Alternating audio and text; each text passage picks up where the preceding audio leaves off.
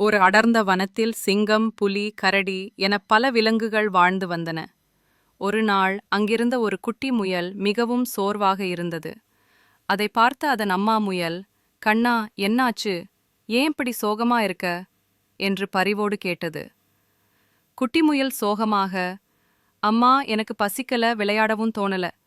என் உடம்பு ரொம்ப சோர்வா இருக்கு" என்றது. உடனே அம்மா முயல், "கண்ணா, நீ பால் குடிக்கிறதில்ல, அதனால தான் உன் உடம்புல சக்தி இல்ல. பால் குடிச்சா உடம்பு பலப்படும், நிறைய விளையாடலாம், ஆரோக்கியமா இருக்கலாம்" என்று விளக்கமா சொல்லியது. குட்டி முயல் யோசனையுடன், "அப்படியா அம்மா?"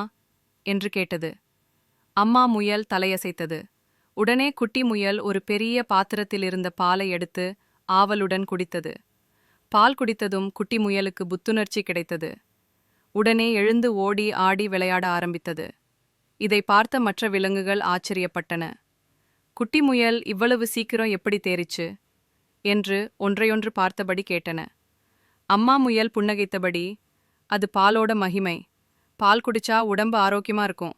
எல்லாருக்கும் பால் ரொம்ப முக்கியம்" என்று பெருமையுடன் சொன்னது. இந்த கதை நமக்கு என்ன உணர்த்துகிறது என்றால், பால் நம் உடம்புக்கு மிகவும் அவசியமான ஒன்று.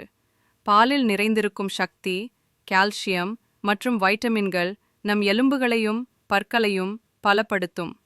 தினமும் பால் குடிப்பதால் நம் உடல் ஆரோக்கியமாக இருக்கும், நோய்கள் அண்டாது. குறிப்பாக வளரும் குழந்தைகளுக்கு பால் மிக அவசியமான உணவு.